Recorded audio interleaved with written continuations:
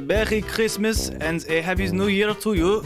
We are coming to you from Ohio in the United States of America, where the Andres family Christmas is happening at Melrose Farm, the bed and breakfast here. The proprietors Abe and Eleanor Klassen have welcomed us all with much hospitality, and we are having a fantastic time.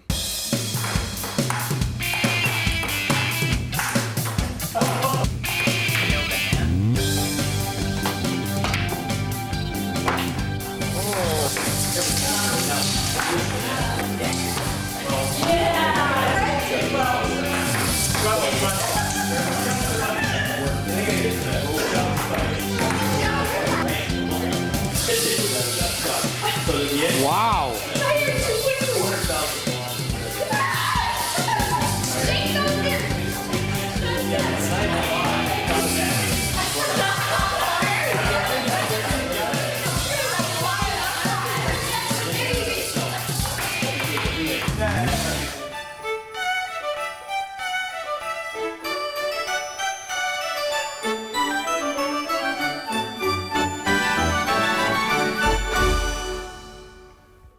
Okay, we'd like to give thanks, and let's sing a song, okay? Brent, can you figure out which one we want to sing and start us off?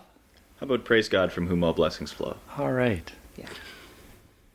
Praise God, from whom all blessings flow. Praise Him, all creatures here below. Praise Him above, ye heavenly hosts. Praise Father, Son, and Holy Ghost.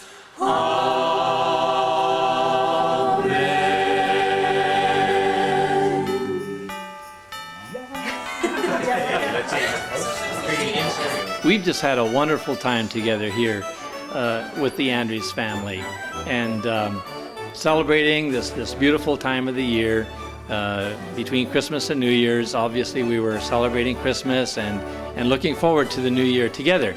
And one of the things that we did this time to help people share a little bit about themselves, we had a place card at each table setting. And on this place card, there were 3 questions. And so, for example, when number 18 would be called upon, that person was given the opportunity to answer one of the questions on the place card. And this just gave us a little bit of an insight into what they liked, what they didn't like, and just a nice opportunity to share a little bit about themselves. My question is, who would you like to trade places with for a month? And the first thing that came to mind was Dave, because I'd like to see what it would be like being married to myself. And to be smart for a month. And that's it. What was my favorite childhood meal? Well, it didn't taste the best, but my sister and I went and caught a whole bunch of clams that were in the lake, and we built a fire and cooked them on the fire and put different seasonings on the clams, and we ate them. And we didn't get really sick, just a little sick maybe, but it was a lot of fun to find a use for these clams. What were the seasonings, Dan? Larry salt, maple syrup, stuff like that. You know, whatever we thought might taste good. How about maggots? No, we eased up on the maggots on those.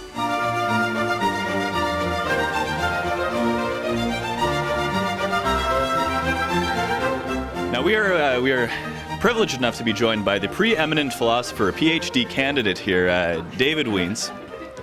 And I have a very important question here.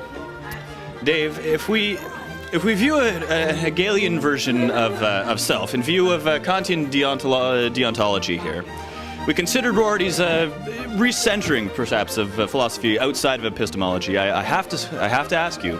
Yes. Who's better at Scrabble, you or Grandma? Grandma defeated me pretty soundly. I thought love was more or less a given thing. See, the more I did, the less I got. What's the use in trying? All you get is pain.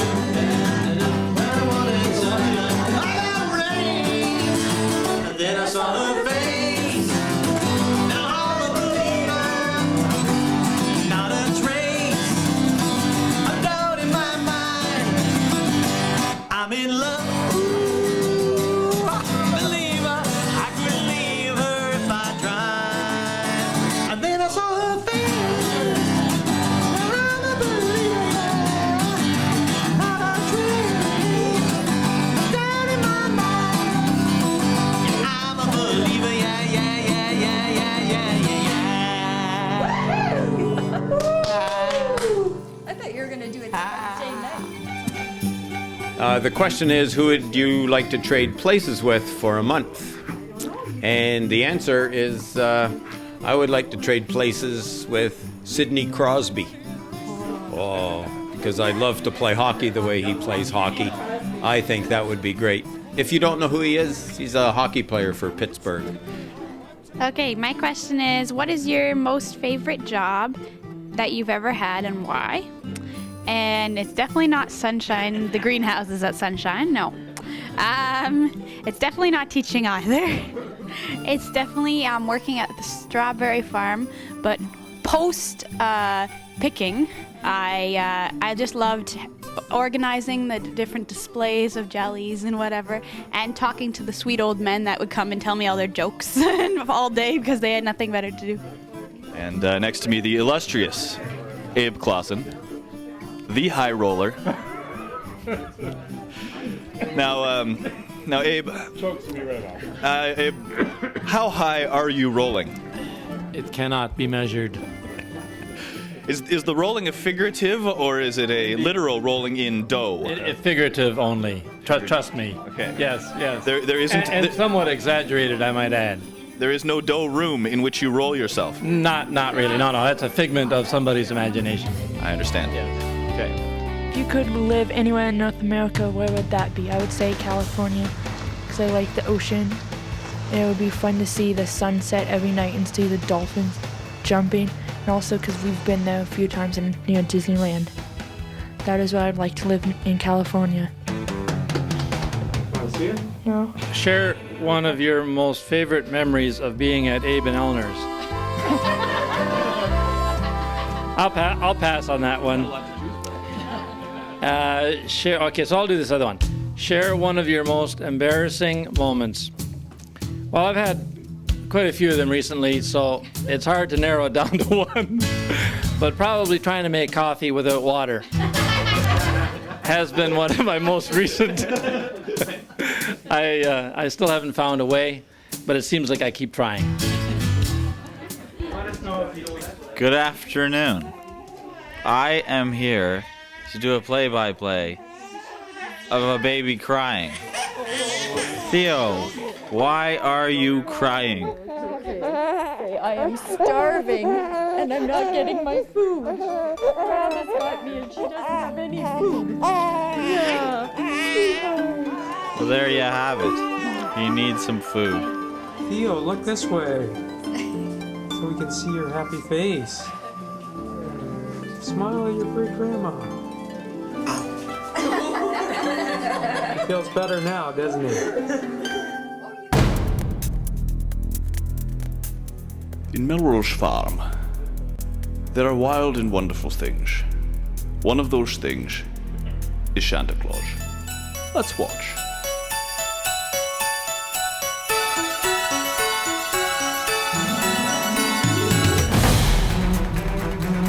Oh, oh, oh. Oh, oh, oh, oh.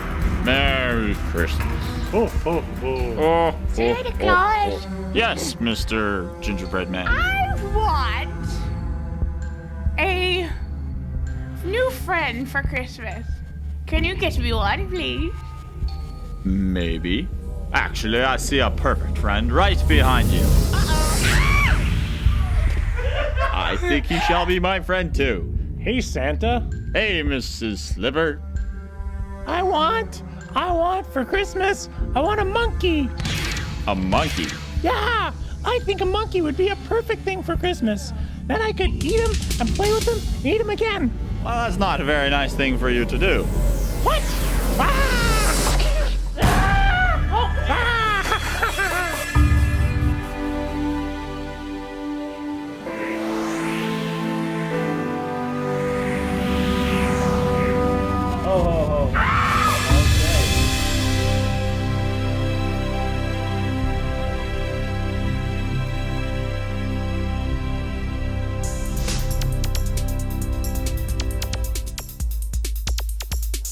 here in the wilds of Ohio, we observe the mammalian celebration, shall we say, commemorated each year on the date of the birth of the specific Homo sapien member of the tribe. This evening we are very pleased to be able to watch in as Andrea Crow observes her 18th year of birth. Let's watch. Happy birthday to you. Happy birthday to you. Happy birthday, dear Andrea. Happy birthday to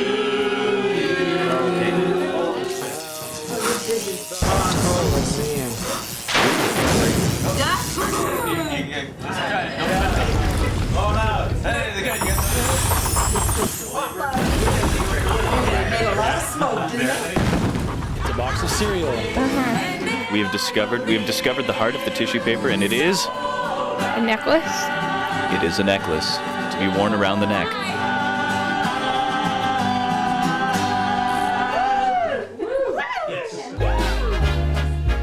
What is the secret of staying young? Well, one thing is playing Scrabble. Beating up on younger people. And Beating up on philosophers. And the next thing is undoing Scrabble words. Scrambled words. Yeah. Unscrambling, yeah. Yeah, I do that every day. And I get them most of the time. So I'm getting better at it. Okay.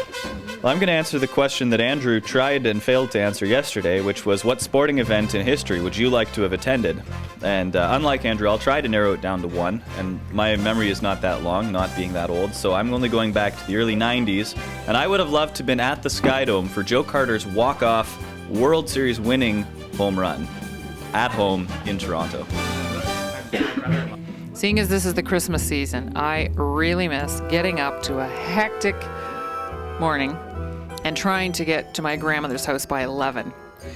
We were all expected to be there at 11, and we never arrived at 11, but once we got there, it was just awesome. It was kind of like this, where there were so many people, very hectic, everybody just pitched in, mass bedlam, but I really miss going there Christmas morning. What's your question? What do you think is the most important person in our life today? Who do you think is the most important today?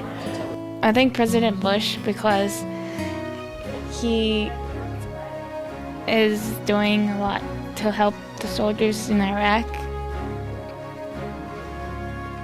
I just think he's a really good president.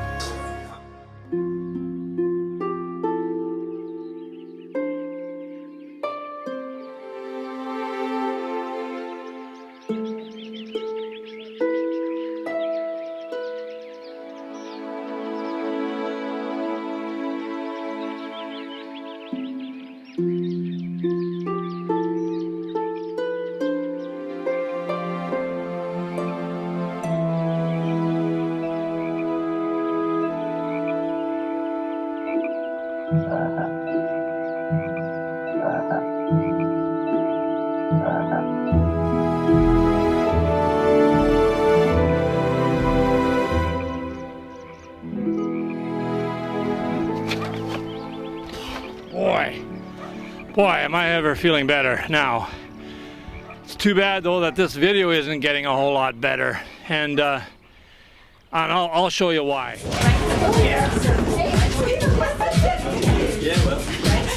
Good evening.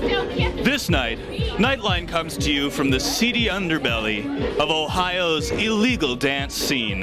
Here we are in an unregulated, uncoded building with dozens of dancers on a floor of dubious quality, which could collapse at any time. It's been in barns like these where accidents have occurred and hundreds of people have been killed in the past, and yet the scene still thrives, and we have with us here, I do believe over in the corner there, if we can get a shot of Abe and Eleanor Klassen, the proprietors of this underground dance movement here, and we'll bring you more as the evening progresses. Just feel the beat. Just feel the beat. I feel it. And then there was Jacques, and Jacques, He was very good. He could spin. He could do all kinds of things. He was very good at what the jockey guy could do, kind of. But he was sort of slow as an escargot, if you know what I mean. Really slow, but talented. That's it. Slow but talented. That's what we have. Maybe next time he will be the champion. Oh, I don't know. Maybe he's a champion of the world. How are you enjoying it, Leslie? I love it. Yeah? I like to dance, John. So it looks to me like a lot of people trying to work off their Christmas meals. Some people are doing pretty good. Scott looks like he knows what he's doing. Looks like a regular dancer. Who needs the music? This is great to watch. It's a wonderful spectator activity. And if I try it, I get totally dizzy and totally exhausted. Yeah, right. On me is the idea. Yeah. I'll just watch. Thank you very much. Left circle, right? Left, right. It's been a hard day's night, and I've been working like a dog. It's been a hard day's night, and I've been sleeping like a log. But when I get to you, it will make me feel alright. I said I was dancing up a storm, so now I need a little bit of a rest because I'm kind of getting up there in age, like some of the other people around here. What was your favorite class in school and why? I'm thinking in Eden, my favorite class was science, which is quite interesting because I'm not a science person, but there was always interesting things happening in Jake Wishart's class, like people turning on Bunsen burners when they weren't supposed to and lighting the girls' hair in front of them, or and actually Jake Wishart was the best teacher in all of Eden in terms of being funny and in terms of being fair and in terms of liking his students. We have just come upon what I think will be the perfect pot of coffee. So, ladies and gentlemen, Abe Klassen has insisted that he has made the perfect cup of coffee. So Abe has been bragging about his coffee for the last day. Don't look now, but I think we can get the inside scoop here. Let's check this out. I think we better look more closely. It will have just the right amount of water, not too much, not too little, no spillage. Let's check. I found the presence of water in the container at the top. For sure, this will be the best pot of coffee. We'll give it a little taste test. If you consider decaffeinated coffee to be coffee at all. You have to cover it and then smell it. Smelling good. Oh, I'm not sure what he used for grounds, but like the neighbor's place, you know, the one with the cows and it's the farm. Thank you very much. Sorry, Abe. It is good. Bravo, I'm glad you remembered the water. Do I care? No. I drink tea.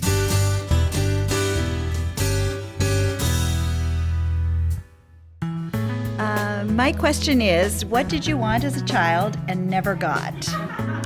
And I just want to change it a little bit because I don't remember really wanting anything that I didn't get. But I did, no, I never wanted a brother.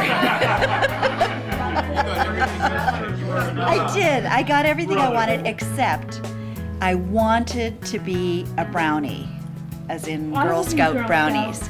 And my mother wouldn't let me. And I still kind of hold it against her that she didn't allow You know me what? to do that. We're right here. Okay, my mother was influenced by someone that I just didn't appreciate too much. Okay, question. Share a story about a unique injury you've had. So there's so many, but I think it would be I was playing volleyball, and I like to sacrifice the body going for the ball, and so I decided there's a ball going way out of bounds, so I decided why not make an attempt at this ball. So I run really hard and I dive I'm fully off the ground, I go flying, and I missed the ball by about 5 feet. I don't know, I was really far away. But it's one of those old floors with the bumps, wooden floors, and it has bumps on it. And I was wearing one of those new jerseys with the sticky numbers. So when I land, the numbers stick, my legs go about 4 feet in the air, my chin goes straight down onto the wood, and I had to get a couple stitches for that one. So that is why I have a beard. It's to cover my scar.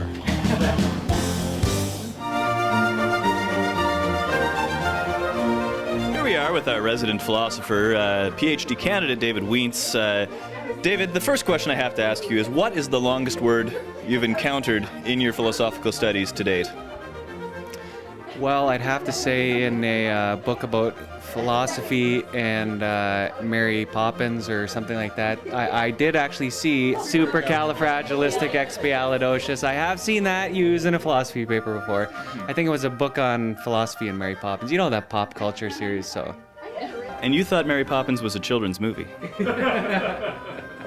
Thank you and good night.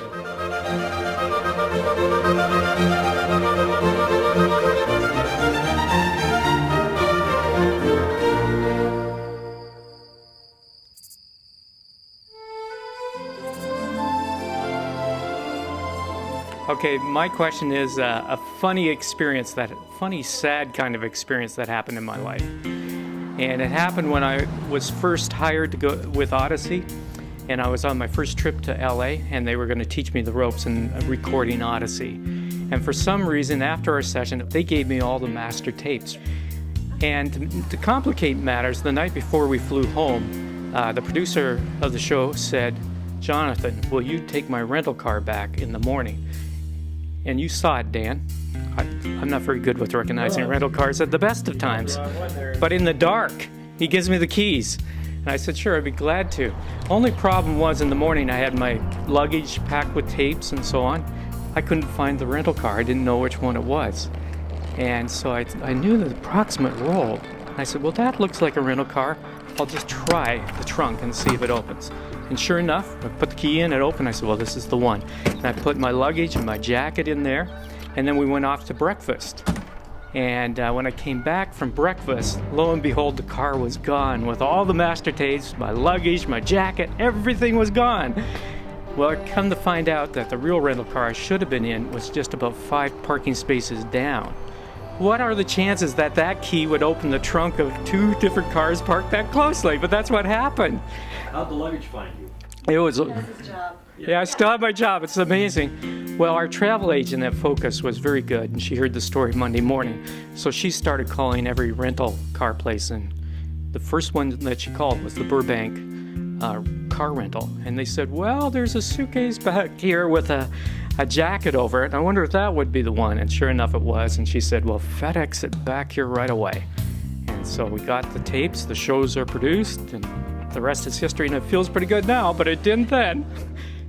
Where would you go on vacation if money were no object? And right at the moment, strangely enough, I think if money's no object, I assume you can go a number of places. So you'll probably begin in Vietnam and then go all the way through China and then probably do all of India at the same time. So that'd be kind of an interesting trip. I thought you'd say Kirkland Lake. And of course, that's right after we'd been to Kirkland Lake. What is the most ridiculous fashion trend you followed? I'm sure you can guess that. It was the mini skirt. Oh, I love it. You know, if you had a look at my legs above the knee, you would know why it's a ridiculous.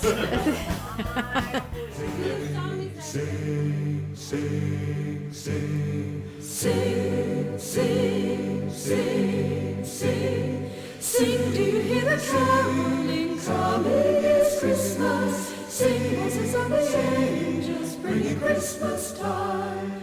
You know, in the busyness of our lives these days, the hustle and bustle of Christmas, the wild shopping, the great eating, the busyness of visiting relatives and traveling around, catching flights and making connections, it's just so nice to come back to a very quiet, wonderful, peaceful place.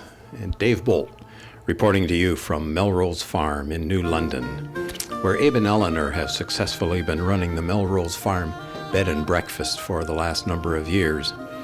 And we'd like to make just a few comments about this wonderful place that the Klassens, formerly of Canada, have successfully turned the Blackman residence into a wonderful bed and breakfast known as Melrose Farm.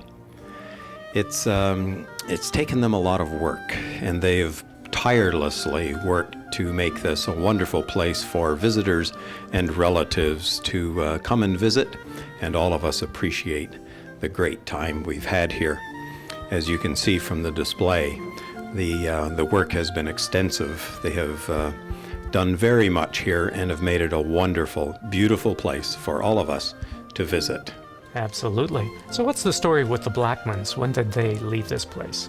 They left just before Abe and Eleanor. No, maybe not. They were here about 1867. Now, this place is as old as Canada, for goodness sakes. Can you believe that? And look at the shape it's in, and look at the shape Canada is in. This is a wonderful spot. Joy to the world, the Lord is come. Let earth receive her King.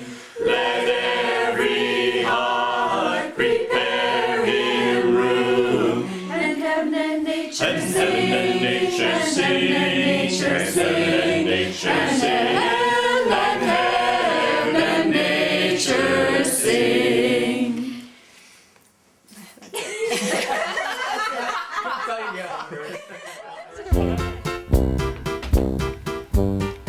And that, ladies and gentlemen, has been the Andres Family Christmas at Melrose Farm 2006.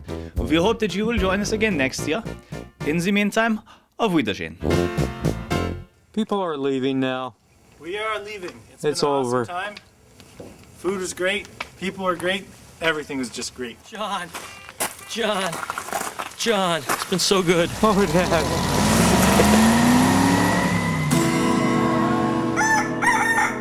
It's been a hard day's night, and I've been working like a dog. It's been a hard day's night, and I've been sleeping like a log. But when I get to you, it will make me feel alright. And I'm home, everything's feeling right. When I'm home.